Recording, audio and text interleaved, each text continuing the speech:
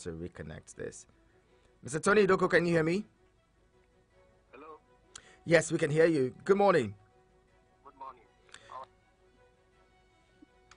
I'm very well. I'd love to start by asking how this whole election has played Hello. out for you. Can you hear me?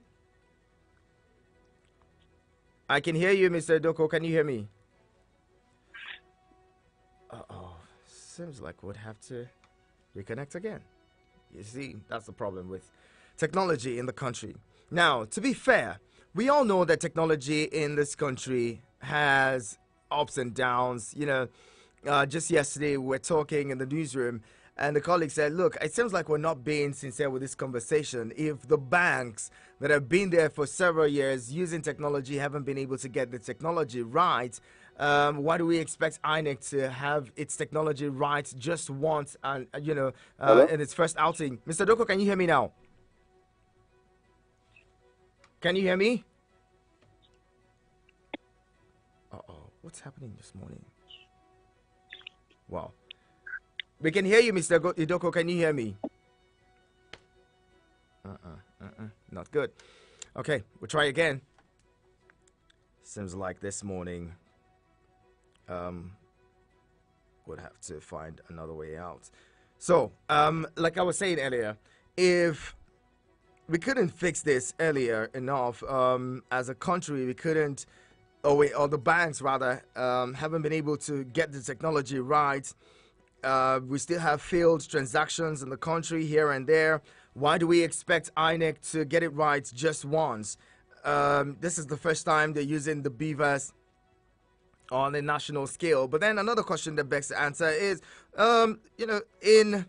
before now, when the card reader was introduced, that's technology, election technology, and it was seamless. It was mostly almost seamless, even though, we had difficulties here and there. With the election that device was used for, didn't experience this kind of challenge that we're experiencing now. Didn't have people saying, "Oh, we don't agree with the outcome." At least that was judged to be one of the, most transparent elections Nigeria has had. That's the 2015 elections. It was said to be one of the freest, or one of the most transparent.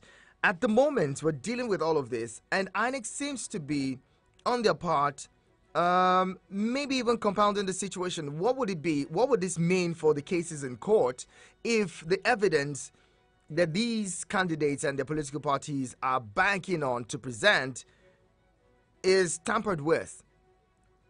Now, would there be an alternative? Would INEC communicate with Nigerians? I was saying yesterday, one of the biggest problems that INEC has had in this election cycle is the fact that they haven't been able to carry Nigerians along with their communication. So if you want to reconfigure the device, how do you want to reconfigure it? Would you explain to Nigerians how you intend to reconfigure this? Would you be backing up the data on the devices and letting people know that this data are safe and they're backed up and so on and so when we need them, when we need to recall them, they're always available. Just allow us reconfigure this. I'm guessing that many Nigerians would understand. But if you are not able to carry them along and explain to them how and why this is necessary, then you would always face opposition. One of the reasons many Nigerians are not so satisfied with the outcome of the elections is because the INEC chairman and INEC in general did not really communicate with Nigerians when they were experiencing these difficulties. Okay? We did not understand what it was that they were doing. Okay? Even the press briefings that INEC had promised that it would continue to hold as, collation and all continues, they didn't hold. So people couldn't ask questions as to what it is that INEC is dealing with. They put out a press statement, but that press statement didn't really say much. Okay? So if they had maybe allowed people ask questions and they answered the questions, maybe we wouldn't have all of these issues surrounding transparency and people doubting the integrity of Nigeria's election management body. Now, if the integrity of the election management body of a country is in jeopardy, It means that people can no longer have interest or, believe in their democracy. Because INEC is, or the election management body, is at the heart of the democracy.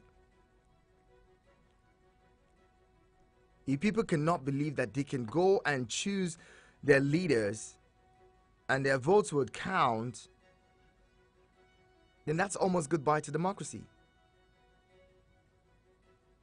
Because we know how we say it. Democracy is government of the people, by the people, and for the people. And if in this situation we don't have, Nigerians believing, or that's the people now believing in the electoral umpire, then we have a problem that needs to be sorted out as quickly as possible. Why do we always have to have elections and then end up in court?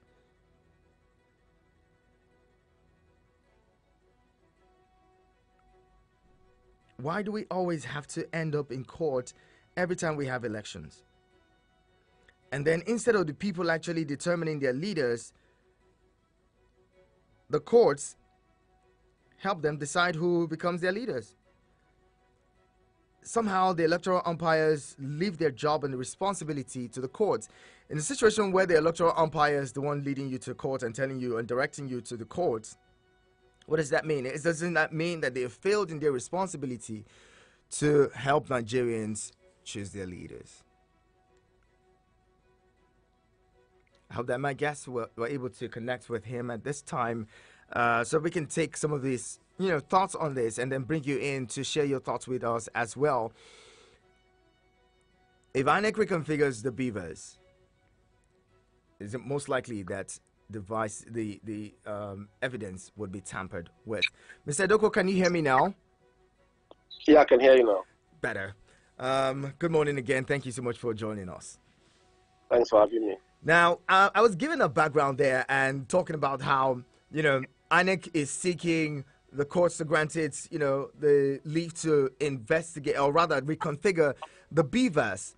First of all, I'd love to start by asking you how, what's your perception of the entire electoral process, for the presidential election and National Assembly elections have been. What is it that, what has been your take on the elections? Well, the election had a lot of issues. It did not, just like the American ambassador and international observers, it certainly fell below standard, no doubt. This was not what we expected. You must have heard it a lot of times, like the election didn't start early in almost everywhere. I can't remember anywhere election started by 8:30. At the place where I voted, they came late, and they didn't even come with. We had to go and look for tables for them, and then so election started late. Okay, although it was peaceful in my unit, but when we finished and they needed to upload the result, they said there was no network. Everything that we did, they changed network. We used different network. Some of the voters were there. They willingly donated their networks. Still, the thing did not go. But I think that of the other ones went, but the presidential one did not go. And then I remember the copper called a certain officer somewhere, maybe it's Hauga, and then they talked and they said that they should bring it, and then she just said where they had to go, they had to take it like that. So they left. But when I checked the IREV, the result I think it was later uploaded, and it's the same. It's correlated with what we have. Okay. For my unit. Okay. It was okay. The same result, the same. Okay. But I know that in other places, people have complained, and then we also have to look at their own complaints. And we had a lot of violence in many of the states. We saw the violence with the videos coming from some of the states like Lagos, Port Harcourt, Imo State, Edo State, and all of that. So certainly this is not how democracy should be. Democracy should not be like. We saw democracy in other places, even in the US, where we copied this from the presidential system from. I didn't hear that when they were voting, at any time that they were voting, and then talks came and started beating up people. Talks came and said, no, if you don't vote in this place, if you don't vote for the Republican, get out. Or if you don't vote for the Democrats, get out. We didn't see any of that. So when you consider all of that, you just know that certainly it went below standard. But who do you blame? You blame the Inec. It's the fault of Inec. Inec didn't, despite all the promises that it made, the election was shoddy, if you ask me. Well, many Nigerians hold your, share the same perception as you of the elections. But then some of the people are saying, well, the elections have come and gone. Nigerians should be able to embrace what it is and move on. The candidates would not have that. The opposition political parties would not have that. And they're going to court. We saw a protest yesterday by the People's Democratic Party. The candidates of the party was there, the chairman of the party and other party faithful were there to register their displeasure on the outcome of the elections. Not just did they do that, they also said that the protest would continue. With this now, and the fact that INEC is, let's even dwell on that. With these kinds of protests, this is not the first time we're seeing, people protesting the outcome of elections and going to court. The current president had the same feat several times in 2003 when he lost with alongside with Chuba Okadibo. Similar situation played out. Why is it that we seem to be going back, 20 years rather than moving forward? The 2015 election was adjudged to be a fair or transparent, a situation where a sitting president, was ousted by the opposition party. In 2019, many, the PDP went to court as well to say we did not agree with the results of this. It seems like we're retrogressing rather than actually progressing. What do you make of that? Well, I think I still put the problem at the doorstep of INEC. It's INEC that's not discussing all the problems. Really, some will tell you it's the politicians, but the INEC is the umpire. You understand? So politicians continue to do what they do because INEC indulges them. For instance, if the elections were thought to be free and fair, let me tell you something. Fayose defeated Fayemi in Ekiti State. Is that not so? You remember? Mm-hmm, mm-hmm. Good. Fayemi did not go. I don't remember if Fayemi went to court. I remember that he congratulated Fayose because he knew that Fayose actually defeated him. That election was largely free and fair because Fayose defeated him in 18 local government areas. Okay? So you could say that was largely okay. So he knew. They had 18 local government and he defeated him in all the 18 local government. And he was a sitting governor. Did you notice? He was a sitting, Fayemi was a sitting governor, was an incumbent. And Fayose from outside came and cleared all the 18 local government of the state.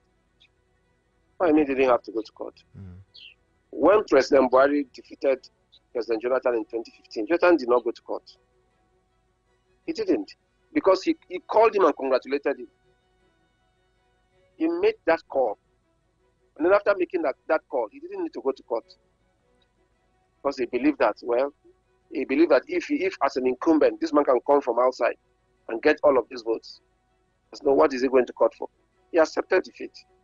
So if the thing is very transparent, I believe that a lot of people, maybe not everybody, a lot of people would accept it if it's very, very, very, if it's very transparent.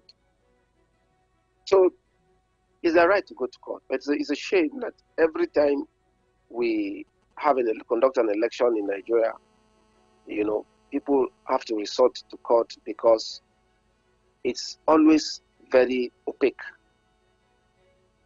However, I want to say that the PDP, they're protesting and going to court. I don't know what they want to achieve with that. For me, I think it's a waste of time. Already the result has been announced and someone has been declared as president-elect. So the only thing you can do is to go to court. I don't know why they're protesting. However, it is their right to protest. But however, I still think that what they are getting, what the PDP is getting right now, is a dose of its own medicine. Are you hearing me? Mm-hmm. PDP is getting a dose of its own medicine. PDP was in power for 16 years. What kind of elections did PDP conduct? What kind of elections did PDP supervise? All these reforms, do this, do that. Thank God for President Jonathan, who did that on his own. Thank God for the Bvas that just happened, the reform. How many reforms did PDP do?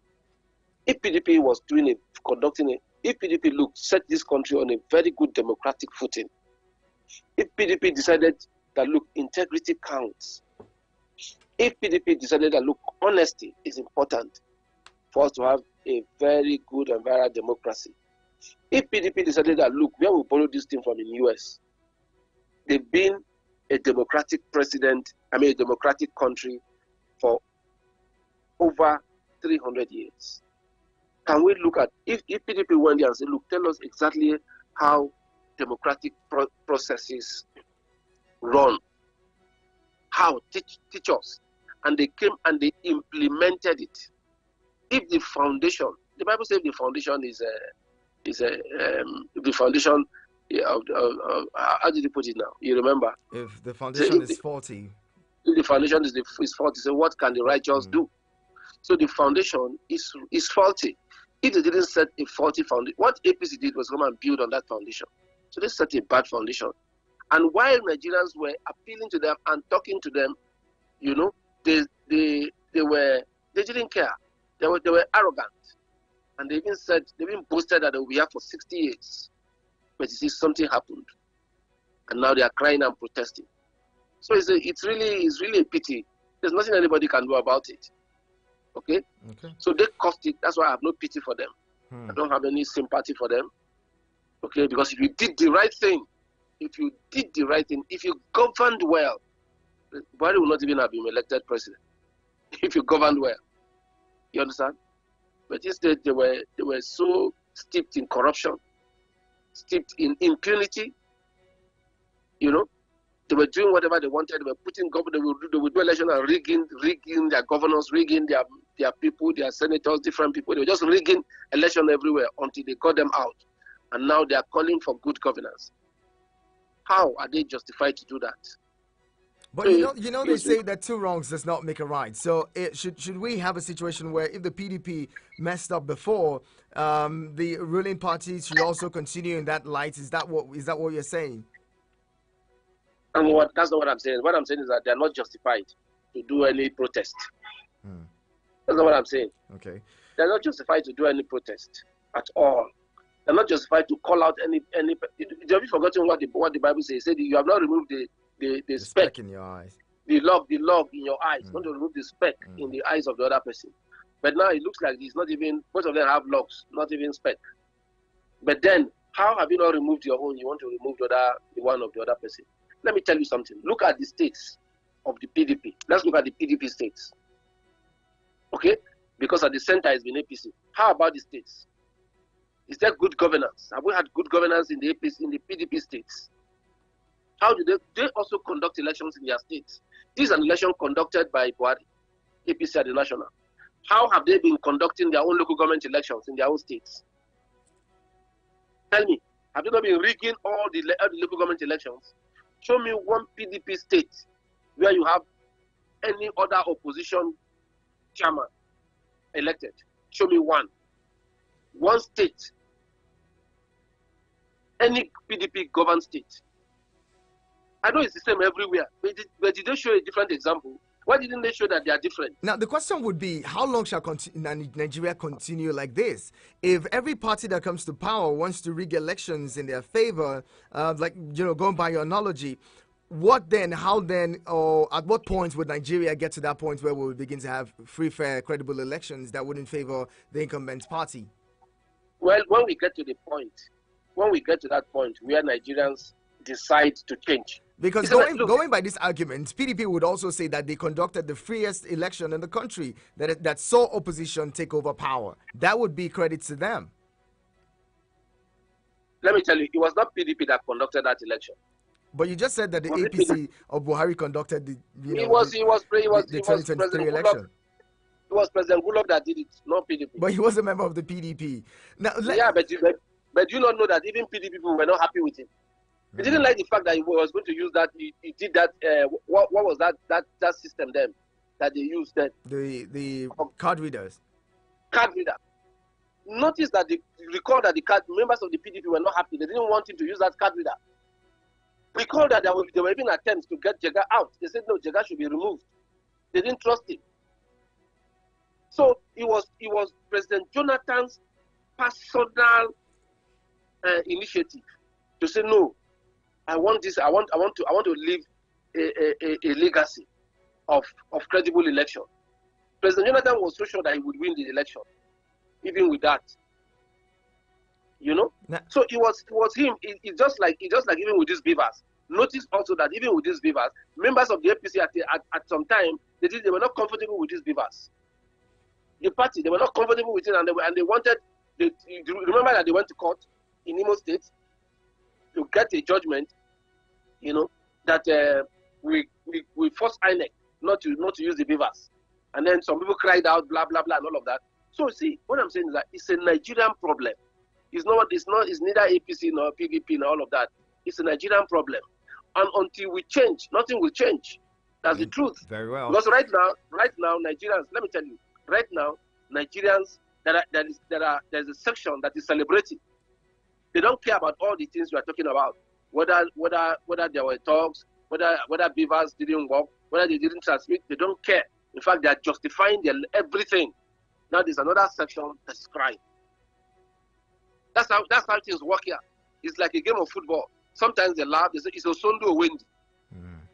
While some are celebrating, some are crying. If this election had gone the way of PDP, it is APC that will be crying. And PDP that is protesting now will be telling you that Mahmoud Jega is the best. I mean, Mahmoud Yakubu is the best Inec chairman, and that he did well. He'll be telling you what are you saying, that everything that there's no perfect election. That's what they'll be telling you. No perfect election anywhere. They'll tell you that even in America, Trump's election had issues. They're the same people that will be telling you. So I know some of my friends who before now were complaining and saying that the Naira policy was against their party. The Naira policy was that, blah, blah, blah. Now they are celebrating.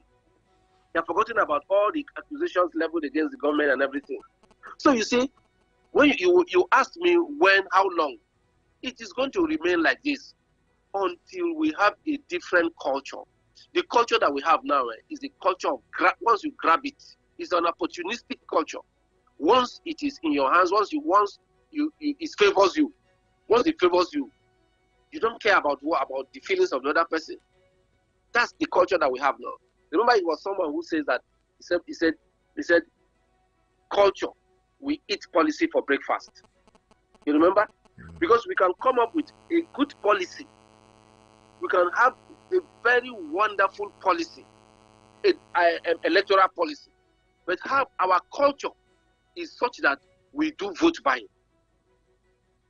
Now, even when the policy comes and say to eliminate or rather to reduce vote buying, somehow we look for alternative way. We have a culture of corrupting process. That's our culture. So that process that you are bringing, that policy, all culture will swallow it up because it's our culture. Okay, so if we don't change. And you see, I think that it's not possible for all of us to gather somewhere and say, okay, no, let's begin to change.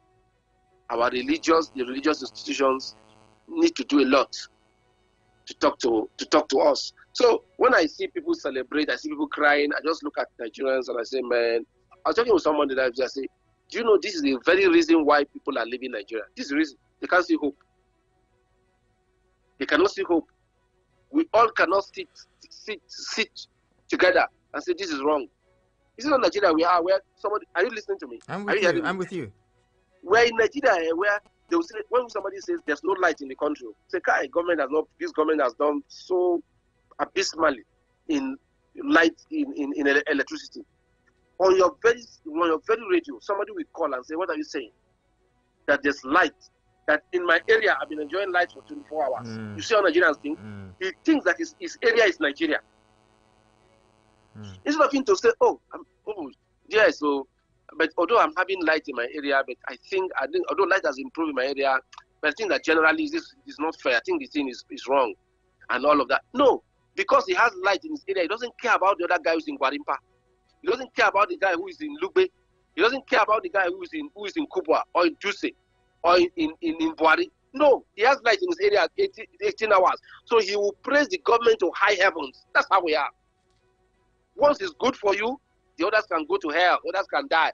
Once it's good for you, the government is beautiful. That's how we are.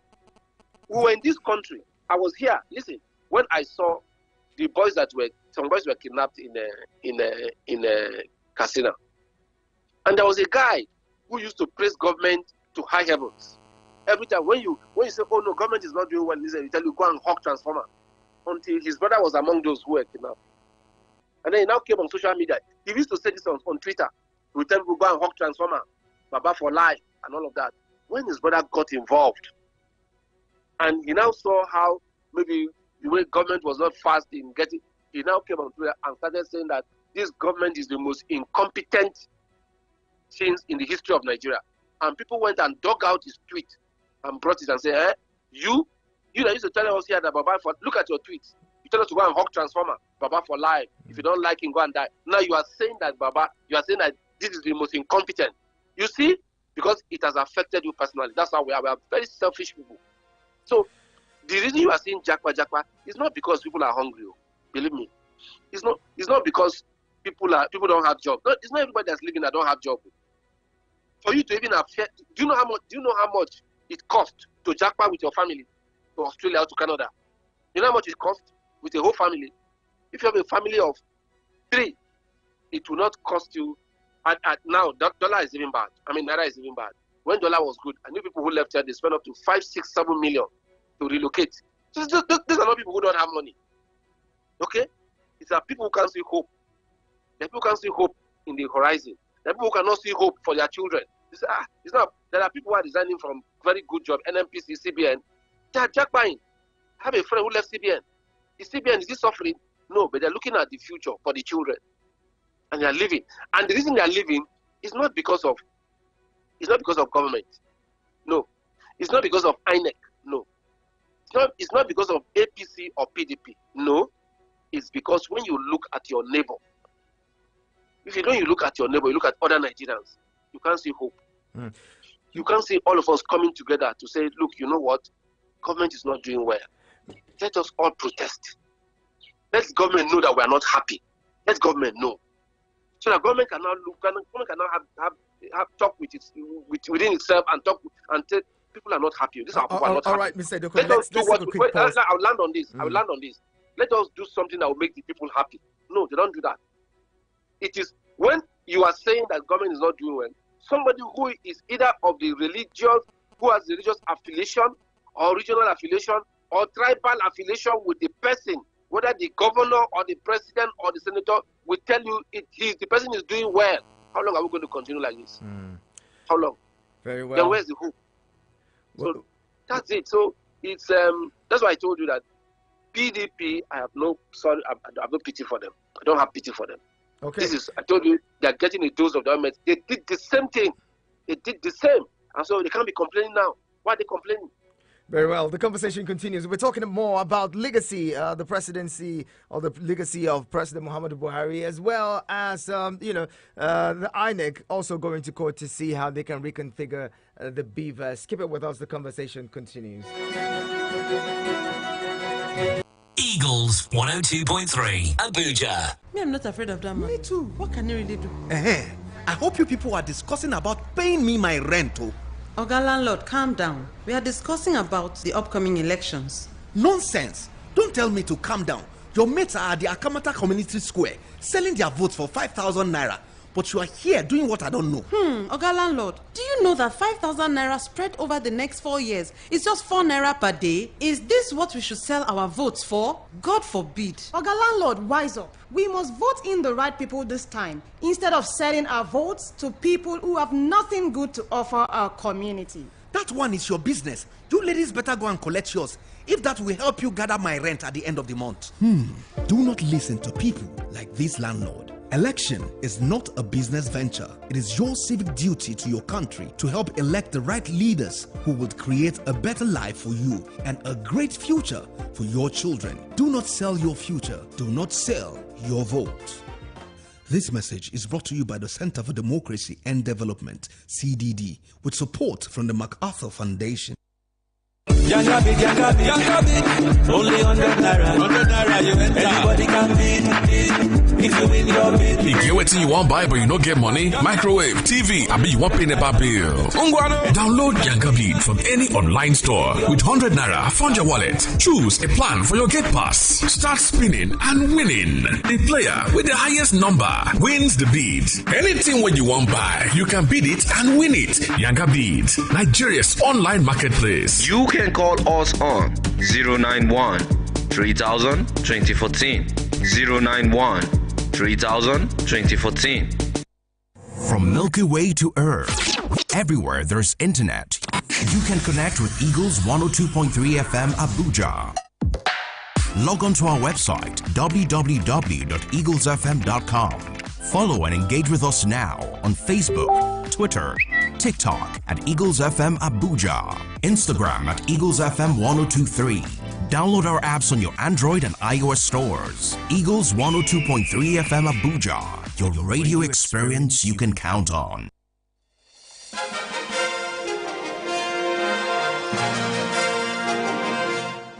9:37 is the time. Thank you for leaving your dials locked on your radio experience you can count on. You're on to Eagles Outlook, and this morning we're discussing the fallout of the elections. More and more things continue to unfold. Yesterday we saw the protest of the People's Democratic Party going up to the Inec headquarters as well. We see Inec going to courts to ask for a leave to allow it to reconfigure the Bvas on materials used in the elections. My guest this morning is Tony Doko Esquire, political analyst as well as legal practitioner. He's sharing thoughts with us this morning on these issues.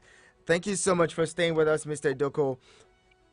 Thank you. Now, let's get to the legacy conversation. You had mentioned it earlier, and President Buhari had repeated countless times that he wanted to leave a legacy, or he would want to leave a legacy of a free, fair, credible election. And one of the reasons Nigerians had to deal with the, Naira scarcity was on account of his, his vision of leaving a legacy of a free, fair, credible election.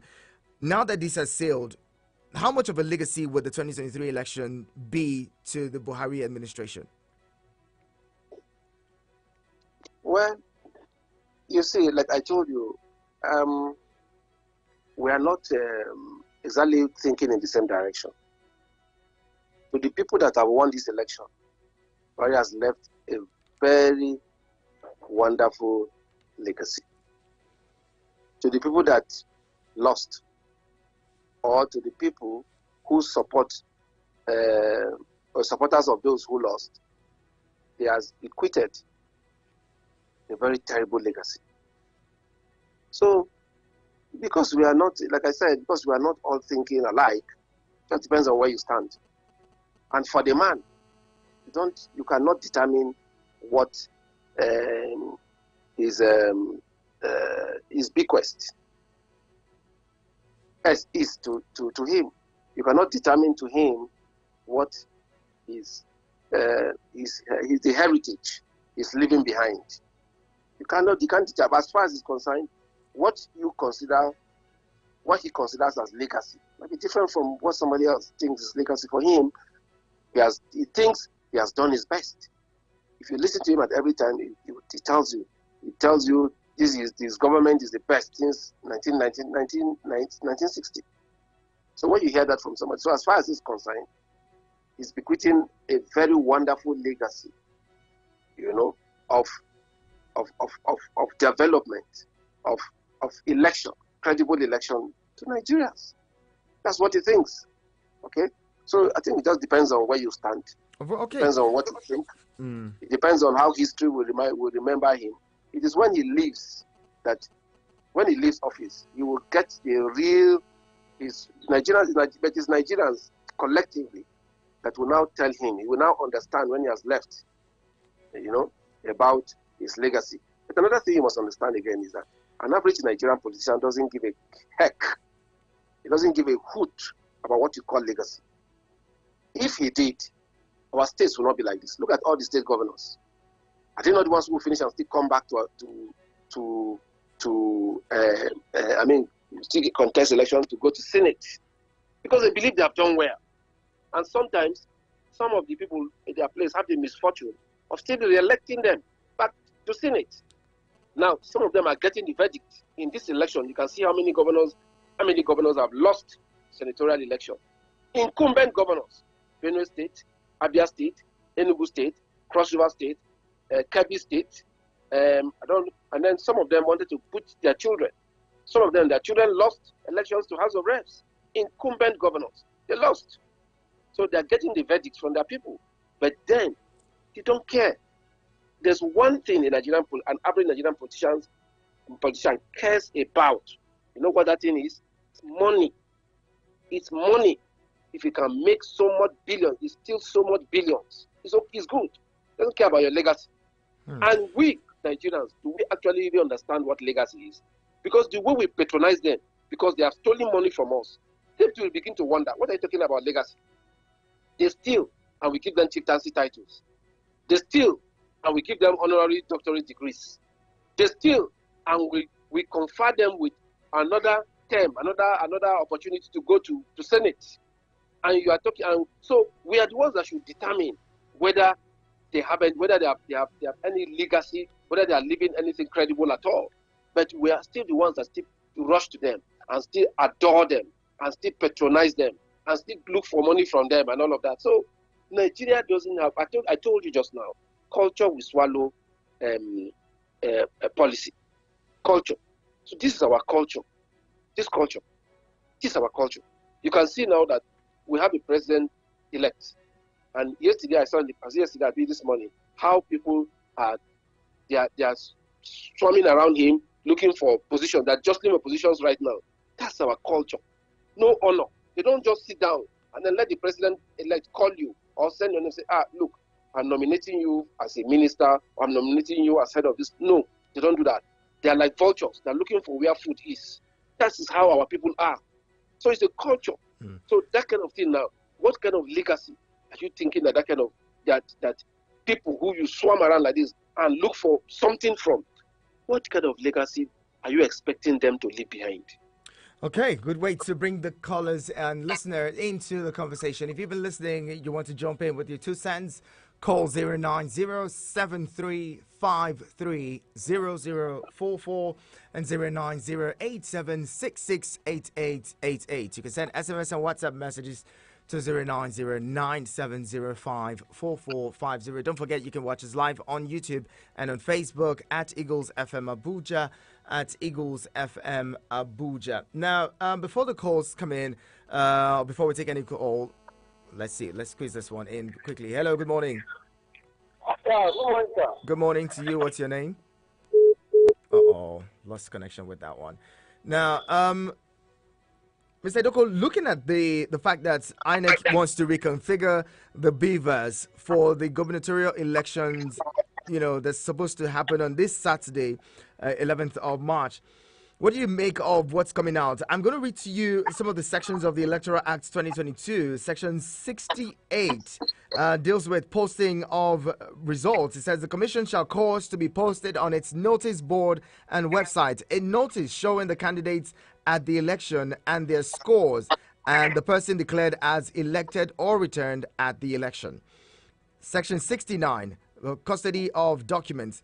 The Chief Electoral Commissioner or any officer authorized by him or her shall keep official custody of all the documents including statements of results and ballot papers relating to the election, which are returned to the commission by the returning officers.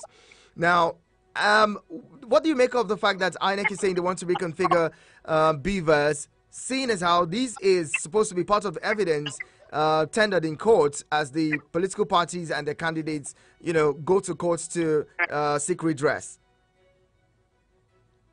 Well, the court has given an order that he has ordered INEC to make those Bvas or those documents available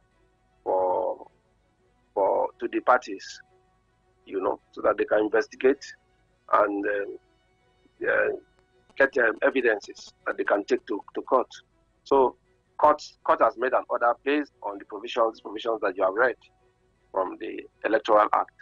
So that for now it stands. I know that Inec has also gone to court, to the Court of Appeal, to see how they can have that order reversed.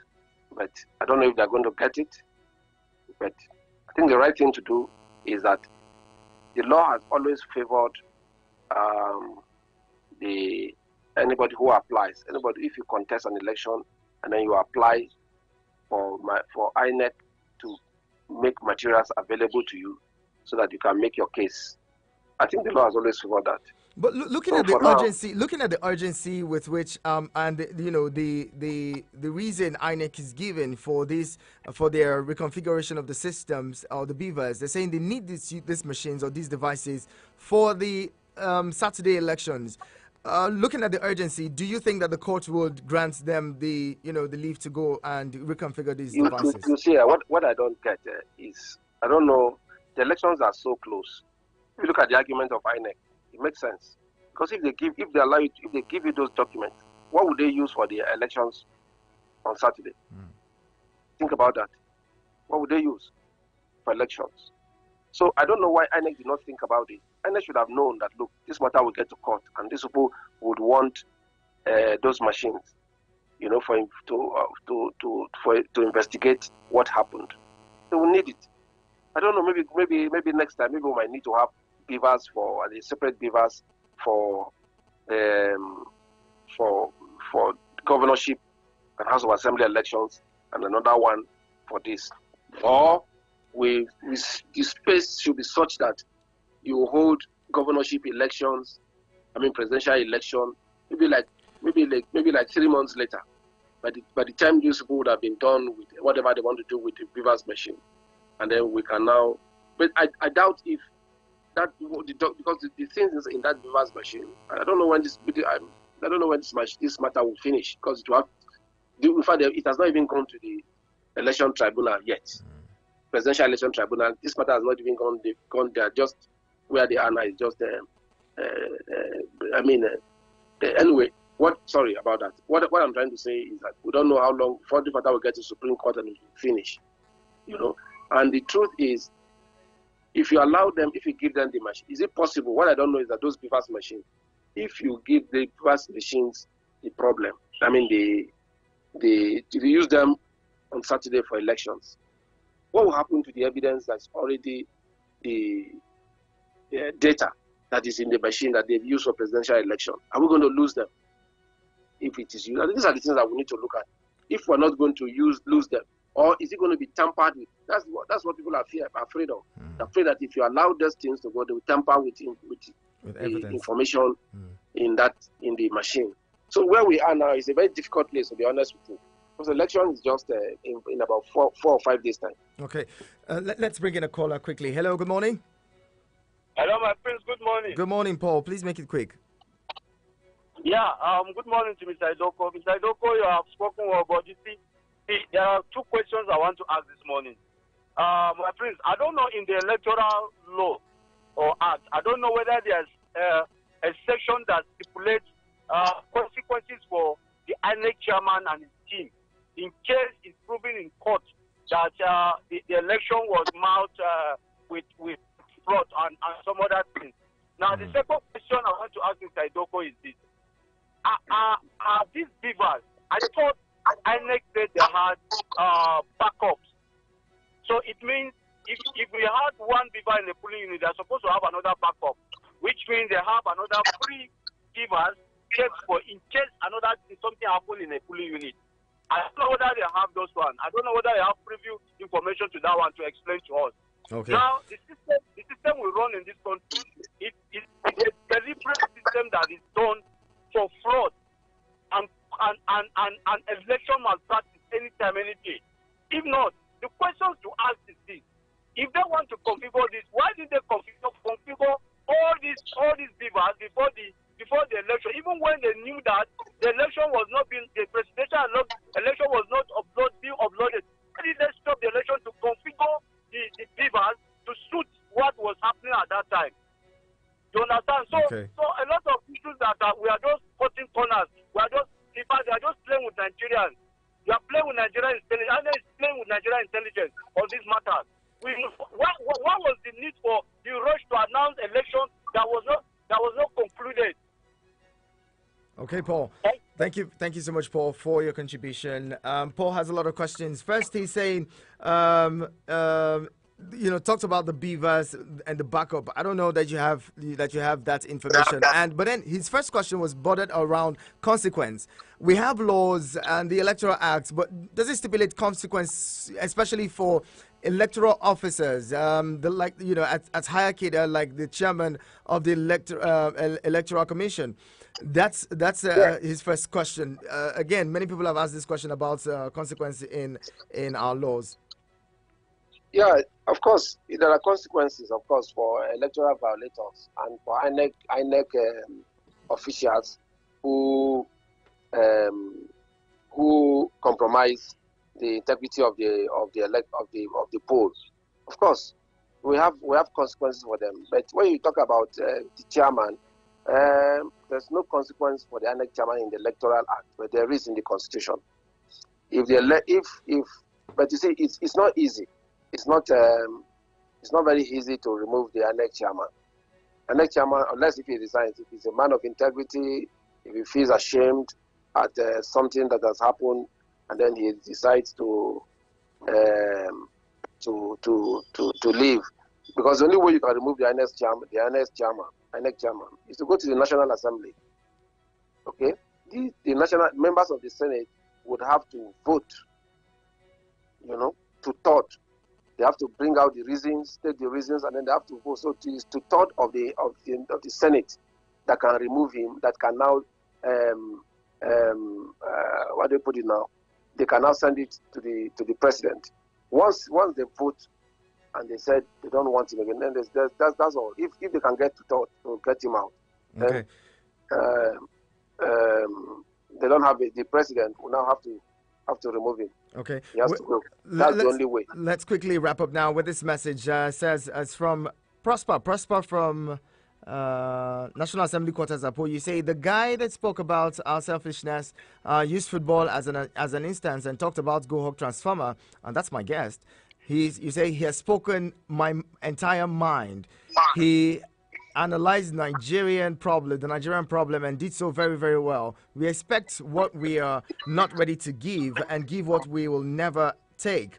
When the going is in our favor but bad, we justify it. But when it's good and not in our favor, we accuse the process and system. Nigerians are the problem of Nigeria. Most people expecting good governance today, if we're the politicians, would let hell loose on others without sympathy and human concern. We must begin the attitude and mentality of patriotism and humanity driving towards rapid development. Good morning, Citizen Prince. Thank you very much, Prosper. I appreciate you.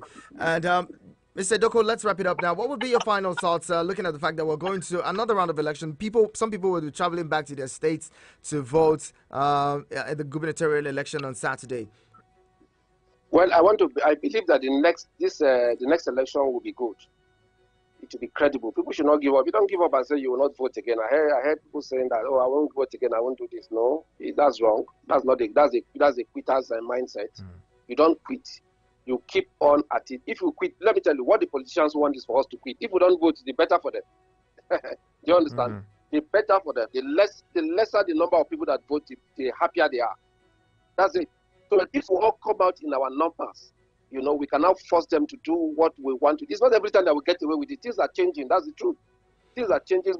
No, despite the misgivings about this election, notice that, I mean, a lot of things also changed. Did you notice that? Imagine about 5 to 6 governors not coming back to Senate. You don't think that was something?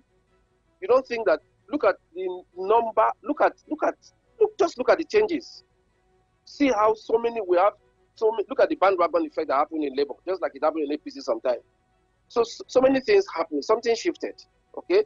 So go back. Inec, I'm sure they will be beating themselves over some of the things that happened in this election, and I'm sure they want to make a statement. They want to say they can redeem or reclaim their image, at least to some extent, concerning with using this next election. So people should go. Unfortunately, we in APC, we in FCT, we're not voting. We don't have any election again. But those who are in the states, they should continue. If you want to go back and vote and have a credible. Because the problem of governance is not Abuja, it's states. If you get good men in your state, you will have good rules. Buhari will not go and do, or any president will not go and do rules for you in your state. So they can only attempt to do federal road, one that will take you from here to your state. But how about when you get to your state, from your capital to your local government, to all those places, no roads. Very well. Go and get people that will fix all of these things. And please don't give up. We have a president-elect. The court will rule on it. If the court says, if at the end of the day the court rules and whoever becomes, if the court says he continues, then we don't have a choice. We'll support him. He's our president. All right. You never know. That good thing you are looking for. Don't give up. Don't just throw him away and say, no, this president is this, is that. No, you never know. He might just be that man that will come and fix Nigeria to take it to the next level. Really, truly next level. Okay. He might just be that man. Tony and you Doko, look back tomorrow and say, oh, I wish, this man is not like what we thought.